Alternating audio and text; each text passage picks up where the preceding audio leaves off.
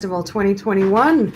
We've wrapped up presentations of Whale Talk and Generation of Sound, and now we'll begin Q&A. We have Volker Barth today, but we may be joined by Megan Hockin-Bennett, the director of Generation of Sound. But here we are with Volker Barth, and he is joining us from Germany.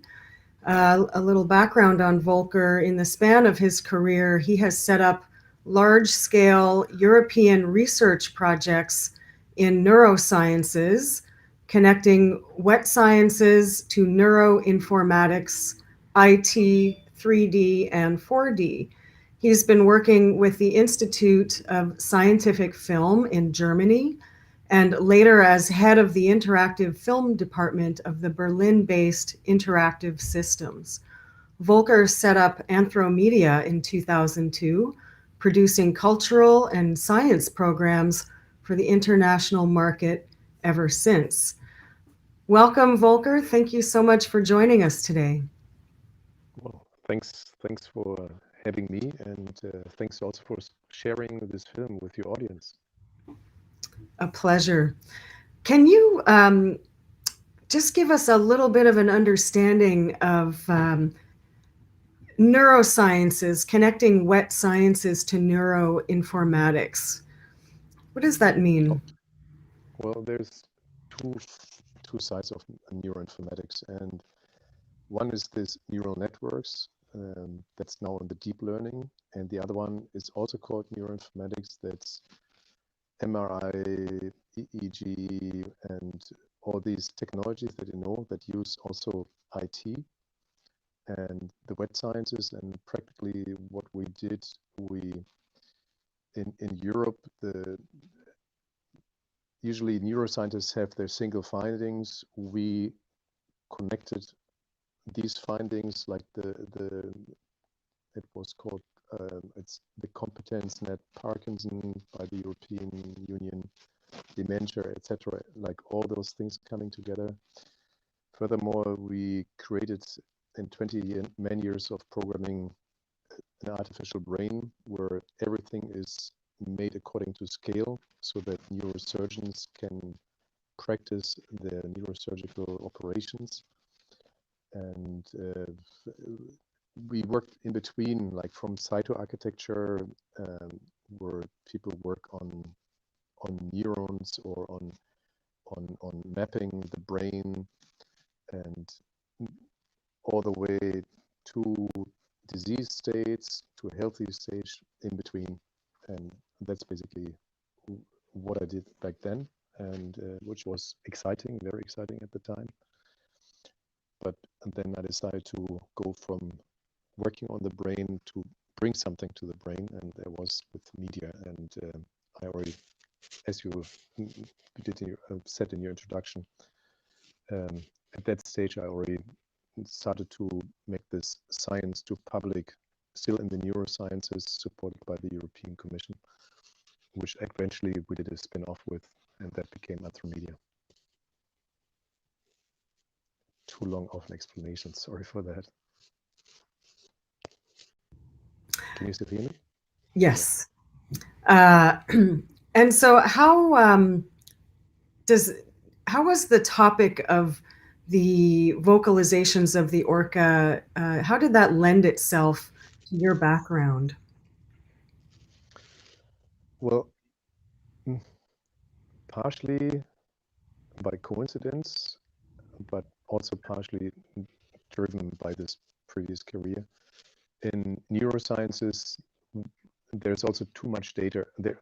Well, I say already also, there's too much data to be processed, and that's a challenge to neuroscientists. There's 50,000 papers per year that are regarded as meaningful. Nobody can read that much, and so there's a huge data problem. If you do any EEG or any MRI, you know all these fancy, colorful patterns, but what do they mean? How do I do pattern recognition? So I was working in that field, and Then I was visiting a friend who was a marine biologist, and he by chance was visiting Orca lab, Paul Spong's.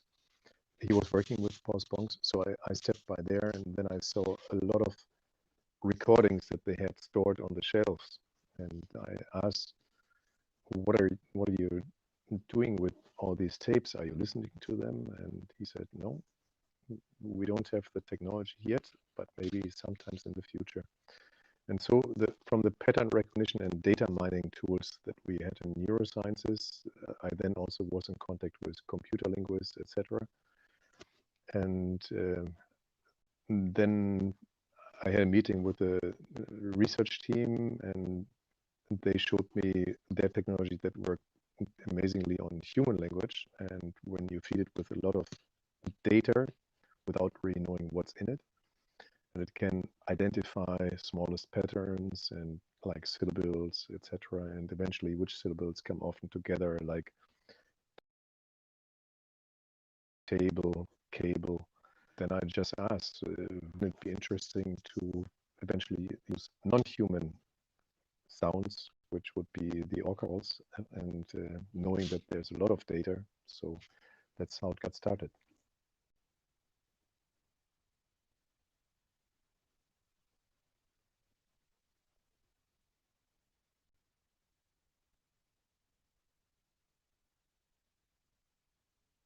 Muted. I'll do it for you. Please.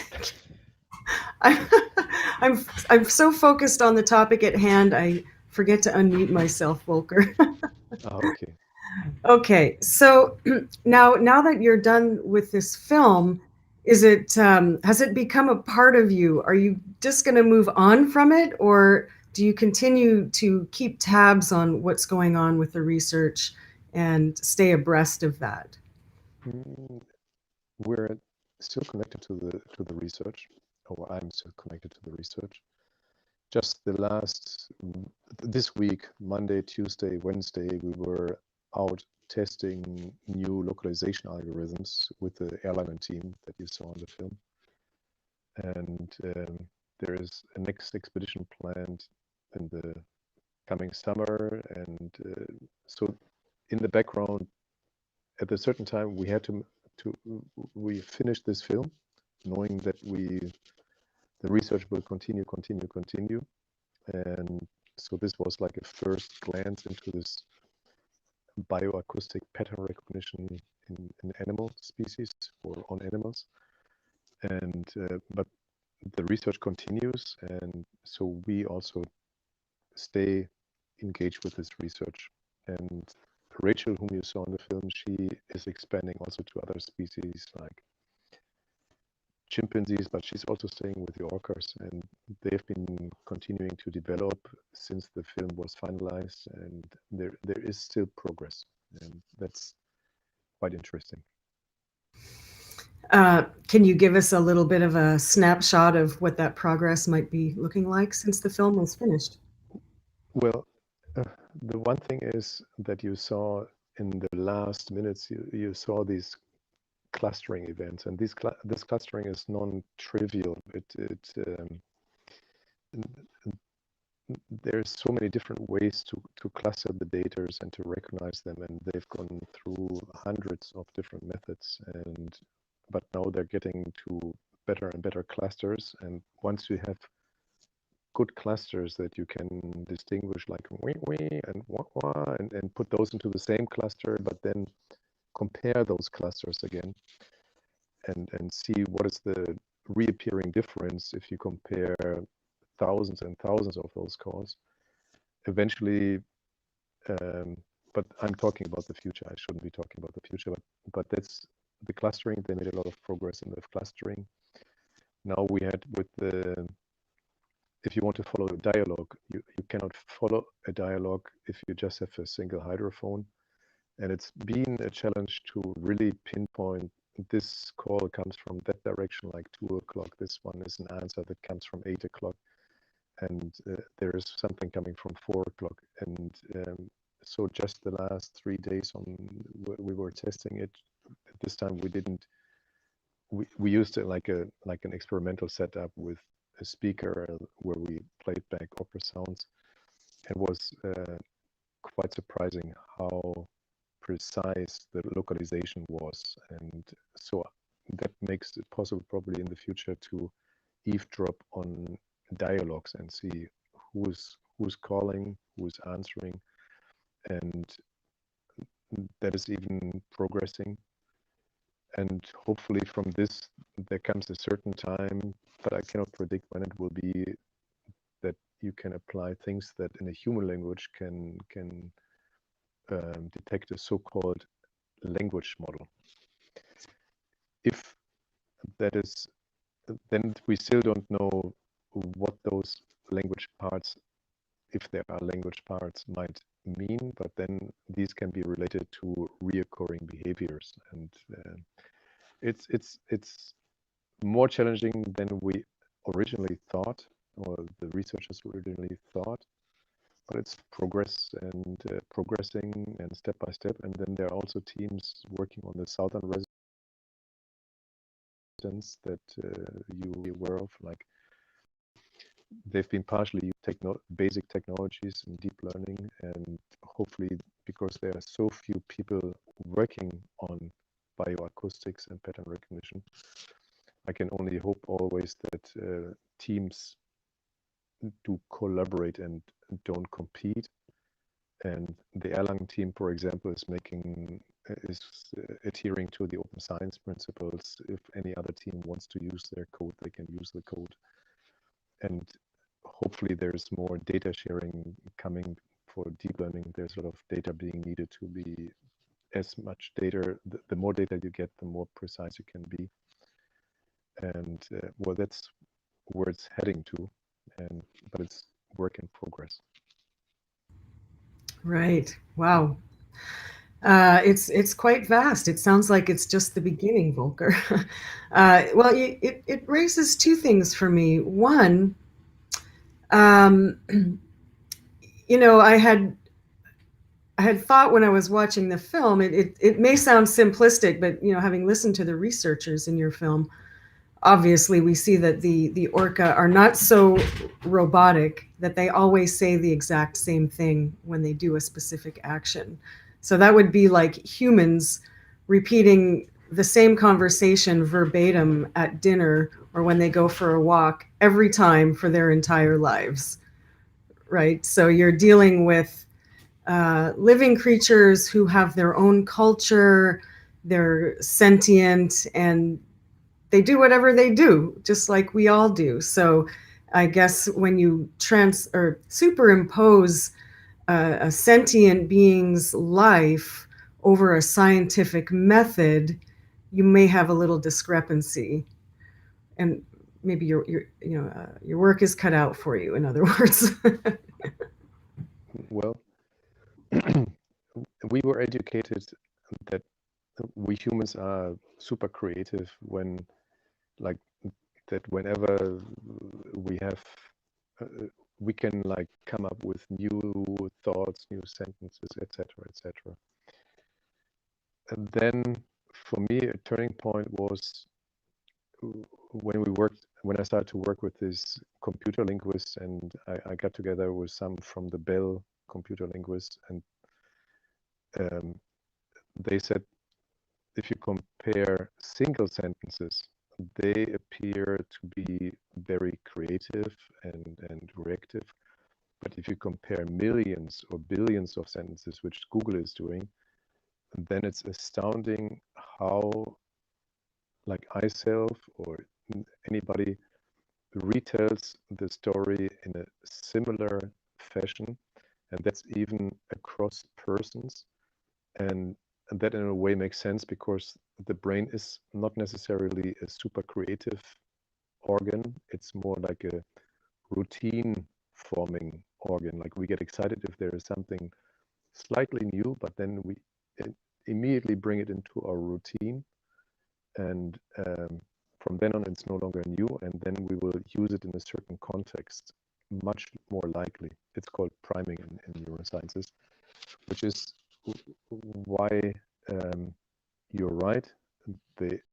There's plenty of times that they will do something different. But if you look at the larger numbers, like if you compare not like 50, but if you compare 500 or 5,000 events, then you will very likely it's a proposition, and it can be totally wrong. But I believe that also their brains work to the same principles. It's a belief. I cannot prove it. And that then you see also certain repetitions that you can then harvest with these technologies, depending on the people who are working on it and how advanced the technologies are. Yeah. This maybe as a first response to your remark, which is of course totally valuable. Thank you. There are a couple of scientists, or one is an organization that I'm curious. Obviously, you had Lori Marino, Dr. Lori Marino, in your film, and I imagine that you guys might have gotten to know each other a little and stay in touch. But also, since you brought up the Southern residents, are you familiar with the CDOC Society's work in San Juan? Not sadly, not too much. I was personally too much really engaged on the northern residents, on the filmmaking. I know from the southern resident region can welcome for a long time, but I didn't. My colleagues, they followed that work, but I'm sorry to be ignorant on that side. I know that there is research going on also with the Google team, or some people from Google, as far as I understand. But I'd like to know more, and but sorry, I didn't prepare this better for this evening, knowing that you are in the center of the southern resident realm. Am I muted? No. Just a minute. Oh, okay. Yes, you're right. We are in the core critical habitat, summer habitat of the southern residents. But no, CDOC Society doesn't necessarily work on neuro stuff as you are. So I'm not surprised that you may not have been engaged with them, but perhaps you will in the future.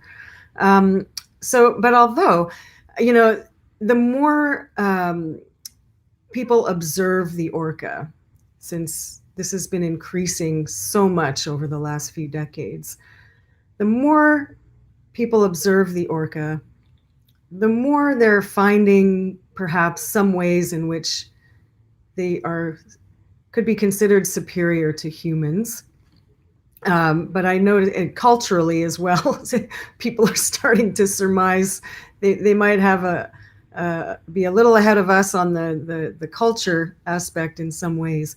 But in your film, Lori Marino talked about the method, the way that sound enters their body through their jaw, and then through a bundle that brings the waves to their brain, and that structure is very capable and built to do it extremely efficiently and quickly. So obviously humans don't live in the water, and we don't utilize sound for particularly the same reasons. So it would be obvious that we would be built differently. But have you thought about the comparison between humans versus orca on this? Oh yeah, you're opening a can of worms, and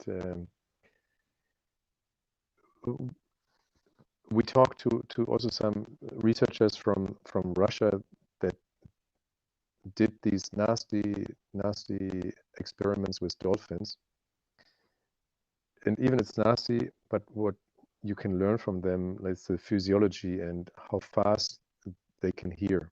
And for example, the Russians, they think that a dolphin, or like an orca is the largest of the dolphin group, can hear about 2,000 times faster than we can. Like we all know this from like cats. Like cats can see faster as like us. So when they see a movie with 30 frames per second, they see staccato images, and it makes sense that the Orcas are having, on the one side, like Lori pointed out and her team, a far larger acoustic area, and two areas, like on the top and on the temporal side. On top, they are much faster in processing sound. So you're totally right to point that out. So we are right now using these technologies, or the researchers using it, where the spectrograms are being harvested, which is really working to a certain extent. But it might be that at a certain time it has to be far more fine-tuned. But you cannot research everything at the same time. So right now it's following this track that you saw in the film. And if see how far this really carries us, it's not everything done yet. And eventually one has to go into very different, like much smaller parts. And maybe they're using sounds in a different. You saw the harmonics, like the harmonics. Are they tweaking with those, which is for us like the A, E, O, U is the vocals. It's the fundamental frequency is the same, but the harmonics change. And so we have to be totally open towards everything. And that's why it might this is a challenging research. And yeah, maybe I leave it like, I think I made the point clear. You're very right about it. There are quite a few unknowns, we'll put it that way. Many. Here's a question. So we learned in Whale Talk that the porpoises tend to flock to the southern residents when they hear their vocals. So what do you think? Do you think that porpoises either understand or perhaps even might speak in their language? That's difficult to say, but it was really astounding to see. We saw it during the shooting. We saw that not only once, twice, three times. We saw it like various times, and they really speed up to the residents. And so for sure, they hear the difference. They would never go to transients where they would be lunch, and but to the residents, they come from long distance. I've no idea if these guys have a much better understanding of each other. What might be that they have some sort of a hunting partnership. We think that might be true with dolphins too, and that is that the sonar, like of the is very pointed of the killer whale, like from the melon, where and it's not going broad 180 degrees. It's more going like an angle. So wherever he is clicking, he cannot cover the entire terrain. He's kind of like scanning. And if these little guys are coming before, many people thought they're like bugging the whale or the orca. But I think every orca could get rid of unwanted passengers very quickly. But they're all peaceful with each other and they dive with each other. And it could be that the porpoises, they're also searching, scanning, clicking, and maybe they point out different food sources that then the big guy goes after. It's something possible, a theory that's being followed up right now. But if they understand each other, open questions. Well, that will be an interesting soap opera to watch develop, to say the least.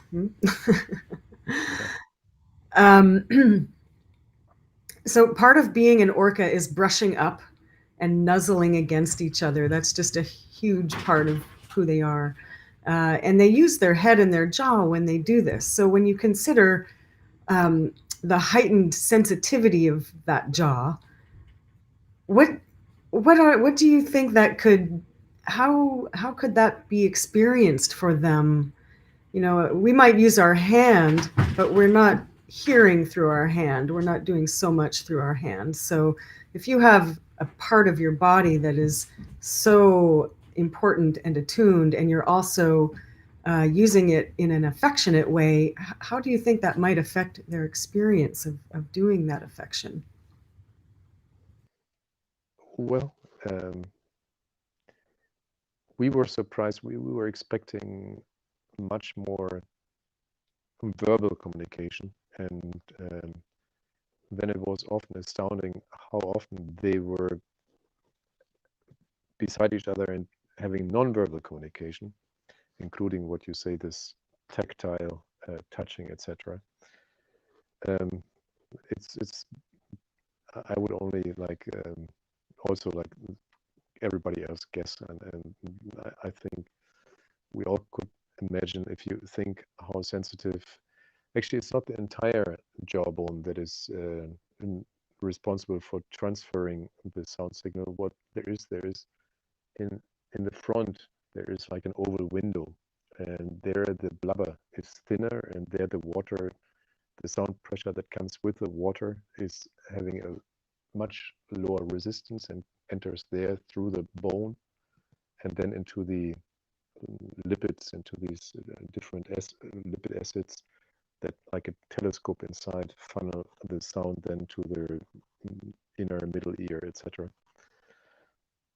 And but for sure they have a very tactile response, and they love, as you saw, they really love to cuddle, and but I could only do educated guesses there, and I think people can much better observe from the pictures than me losing another word on it.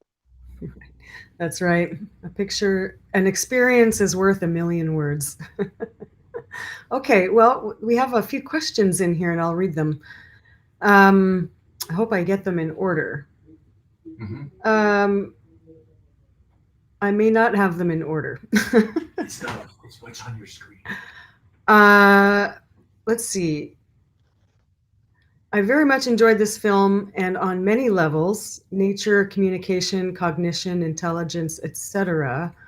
On these last two, I am wondering about a comparison of our modern artificial intelligence to that intelligence of these orcas that we are viewing in this very interesting film, i.e., is a baby whale at birth more communicatively intelligent than computers? Or Okay.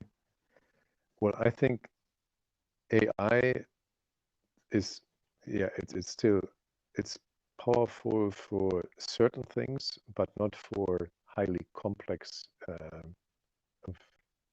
I would say so, not being the ultimate wizard in that field, of course. But if it comes to even higher processes,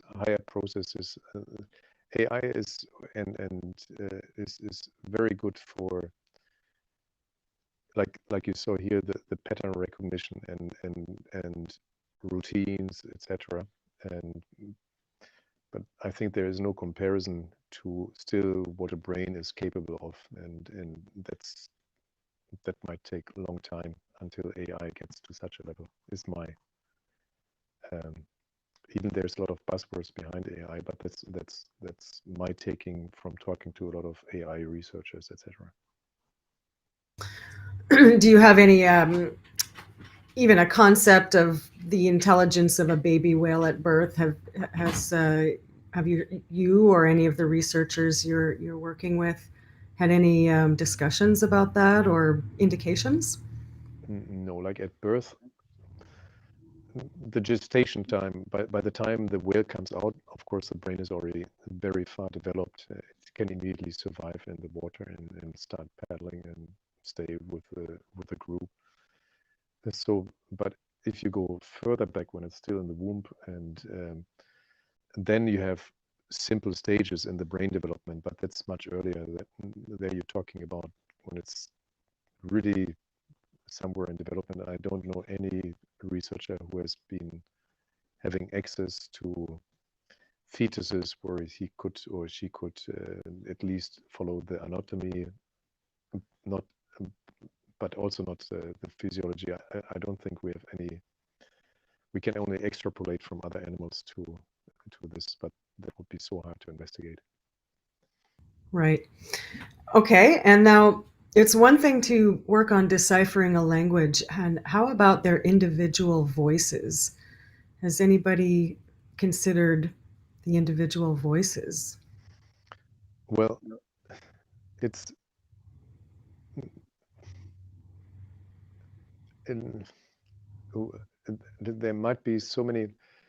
There is which really makes you think. There's this N4 call, right? Maybe it's different. I'm just making this up now, but at times they can stay at night when they don't see each other in a channel and travel for hours and hours, and one is doing here this N4 call, one there the N4 call. It's the same call that's coming forth and back, forth and back. But if you look at the function of it, they must know from the call, this is this person, or this person, I'm saying this whale, and this is this whale.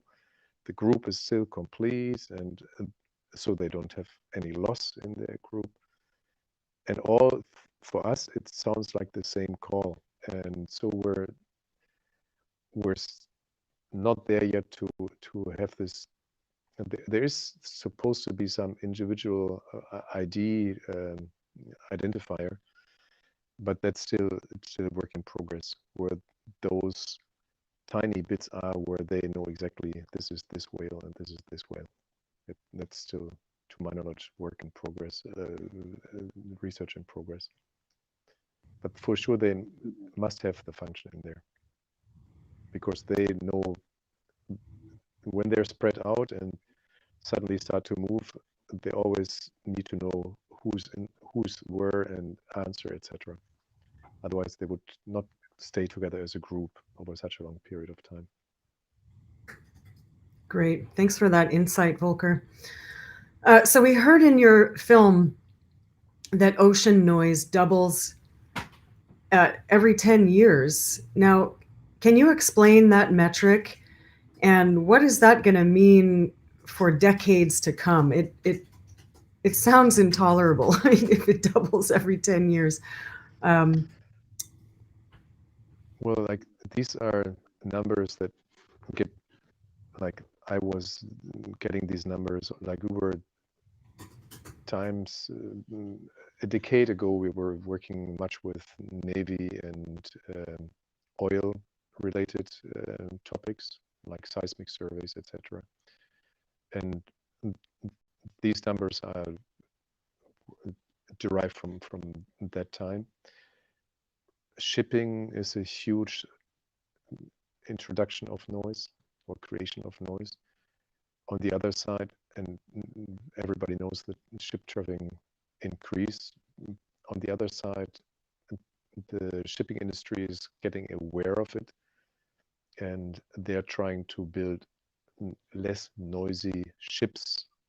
But as the lifespan of a ship is so and so long, I would not know when that actually takes place. And if eventually we see a curve and then becoming less noisy again. Okay, so we're not necessarily stuck with that trajectory. No, I would say no. Definitely the shipping industry is working on it. And again, like, yeah, I would just repeat myself. They in Europe, it's probably the same in the States. In Europe, it even became compulsory for big ships to Now, work on sound emission reduction. Have the researchers found, or have they considered looking for specific vocals that the orcas use, or that have coincided when they halt their activities to wait for the ship noise to pass? You mean the sounds directly afterwards? No, before. I think either before or after. I just had noticed in the film that it was mentioned that behavior was observed, that they would stop their activities maybe when a big ship would come by and wait for the ship noise to pass. And I wondered if the researchers might have uncovered any vocals up to date that were correlated with that? No, like we saw such situations maybe that they then really stopped and as you already explained, froze and afterwards became lively again. That doesn't happen every day in the field, and so we had maybe overall 10, 15 of those encounters, and not always they were communicating before or after, and so we didn't. You would need more of similar behaviors that you then compare many to extract those patterns. So that is something where we hope in the future also other researchers or lay people, lay scientists collect data, similar data, and then share it, and then you can do the pattern recognition and compare many cases and find those patterns, hopefully. Of course. I noticed at the end of your film, I saw some that it was supported by funds or programs through Canadian and German governments. And this is a type of resource that I think is not so familiar to the typical American filmmaker, generally speaking. Can you explain to us in the United States how that works? Okay. Actually, a lot of American film companies are coming over to Europe to access those funds, and they often receive them. And there is a certain partnership between TV stations, cultural institutions, and the same applies to Canada, where then the TV stations provide like a small percentage, tiny percentage to film funds. And these film funds then provide this to whatever film projects where a jury looks at the proposal and then they say this is like a high risk undertaking, but it's promising, etc., etc. So then there was on the Canadian side, Pat Ferns is the Canadian co-producer, and he brought those partnerships into the field. Myself, I was lucky to convince the European Commission, which was a big funding partner, and then there were some other film funds involved, and it's always good to if Americans are interested. There are film funds.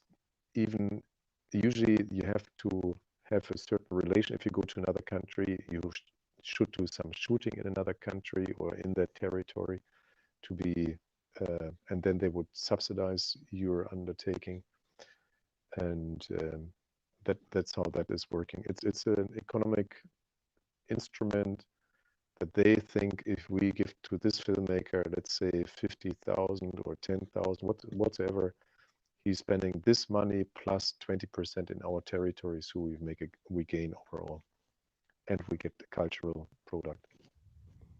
So it's a little bit of an economic, but also involved with the government process.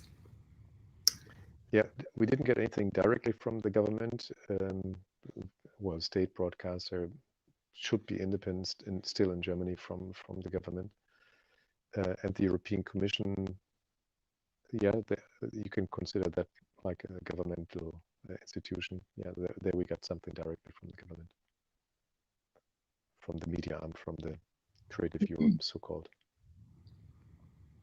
And so, what are your aspirations for this film in terms of how it reaches the audience and perhaps maybe not even just the public, but different sectors in industry or science? What would be your biggest dream for how your work will manifest through this film? Well, there are various stages. Like one is that hopefully there are in the audience some young computer geeks like that think can be orcas or some other animals, but that this might be an interesting field to work in the future because that's still a very understaffed research area. or computer guys would be very welcome to join.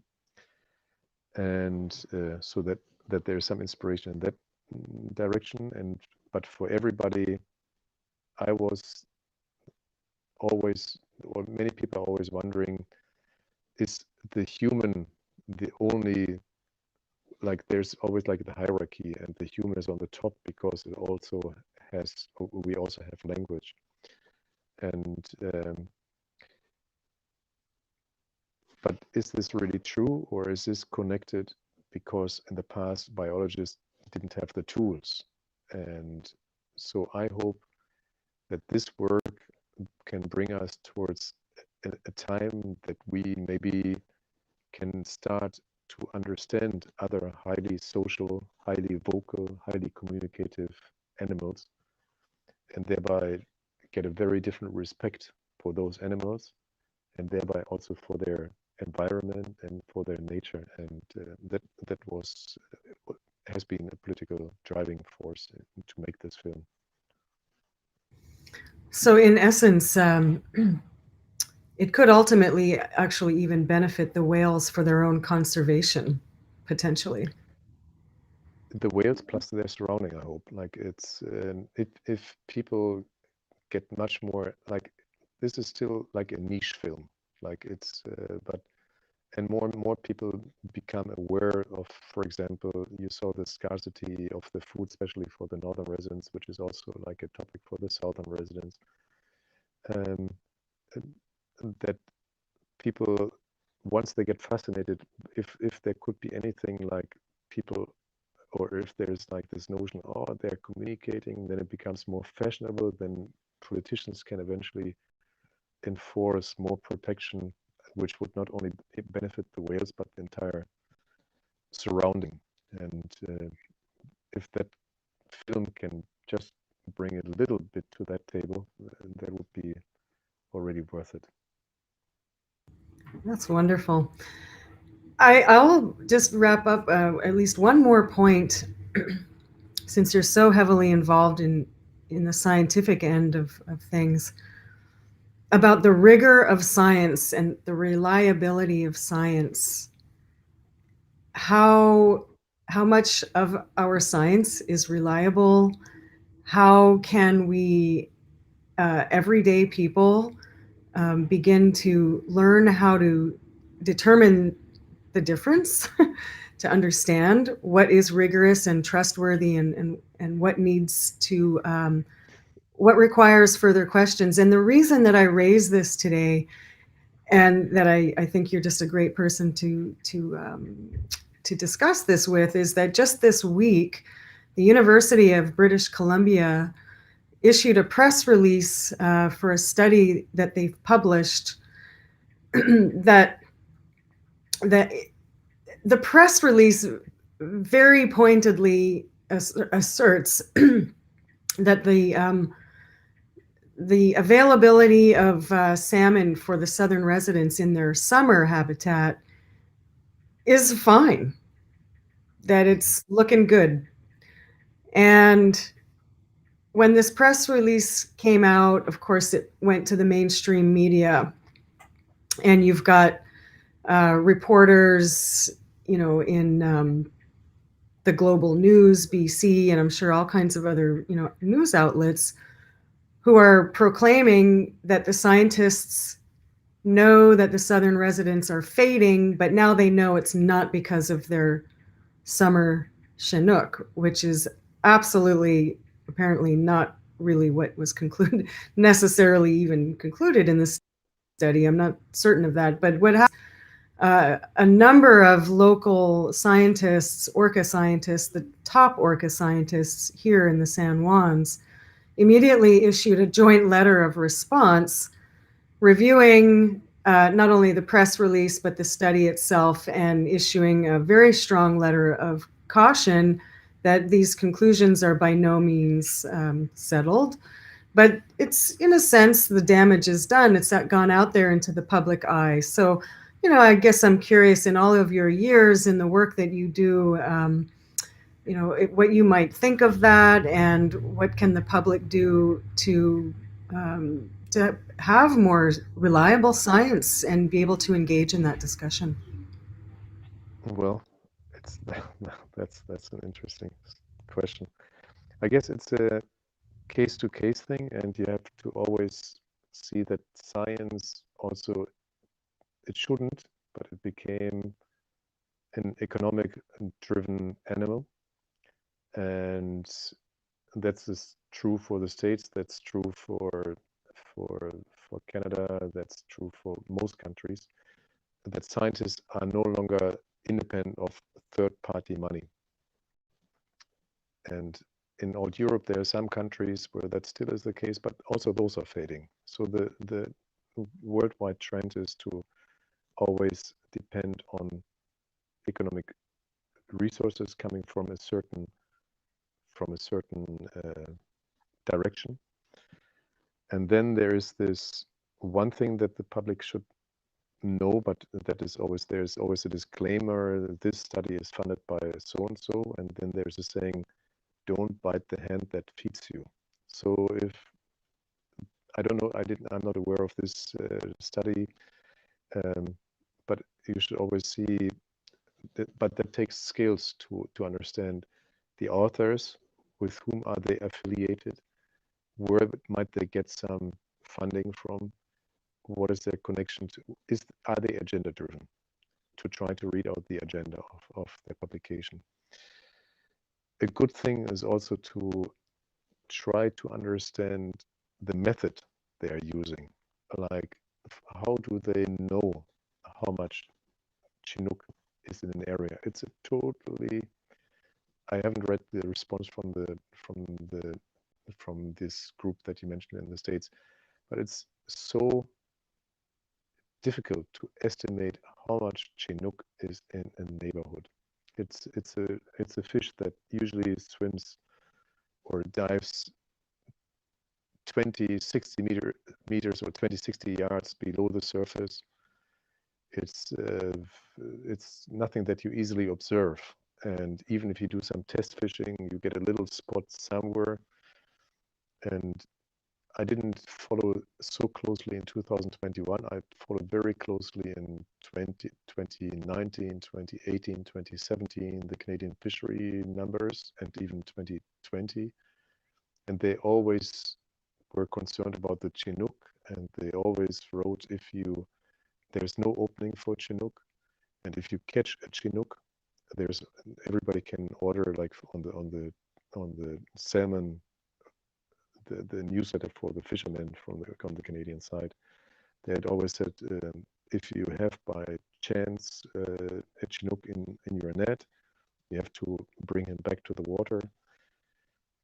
But I don't know if this is really helpful to a main audience. Stay skeptical and see that there are, what you see in this case already, always different fields, and that's part of science. That it's not ultimate truth, but it's always like one point, and then it's a discussion point, then comes the next one. But nothing is ever an end point. It's an ongoing dialogue, and hopefully there's not so much power and PR and all this power that it overwhelms the other one, that it can continue to be a dialogue. And sometimes you feel there's so much PR power, and then you know there's something really going on, and you should be twice as skeptical. So essentially, well, perhaps the mainstream media really should have just questioned it themselves, or they should have a science person on staff and reach out to the rest of the science community for some feedback before taking those conclusions to the public. Would have been, or would always be, the right thing to do, so that we can all get involved with the dialogue and the deliberation, because deliberation is not going to stop, and it's healthy, and we should all get involved with that. Yeah. Social networks, as long as they're not censored, are always also like a good counterpart in this. And as you said, like even if the mainstream journalists don't question, there's people always look down on the social networks. Yeah, everybody can publish, but there's so many excellent people publishing things, and that's where always very valuable information is also. And I'm sure if there was this counter argument by the people you told that this should get out there and find its way, hopefully. We hope so. It's a job. So, well, listen, Volker, it was just an absolute pleasure to speak with you today and learn more about your background and your philosophy. And you just have an incredibly deep understanding into just some pretty deep realms. And I'm very thankful that you have the best interests of the orca and the environment in your heart, because I think that's really the most important thing beneath all of our work and all of our discussions. So I thank you for that.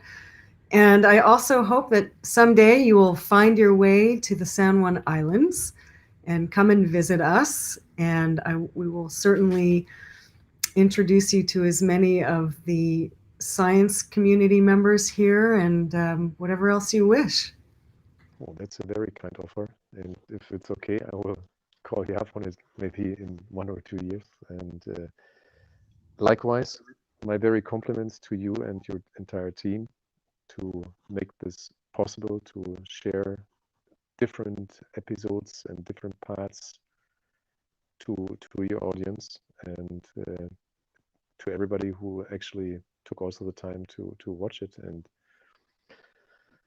we hope it will be shared more, the film, but so far we haven't found an American broadcaster to take it in, and so it's on the festival. And but hopefully it will find a bit bigger audience in the future, also in the States, and if it's interesting to the audience. But maybe it's not really a network film. But well, I think you do also a very good job, and thank you for that too. Thank you so much, Volker. It was been an absolute pleasure, and I hope that we can pick it up again. Likewise. Thanks a lot. Okay. Have a wonderful day. You too. And thanks everyone for joining us.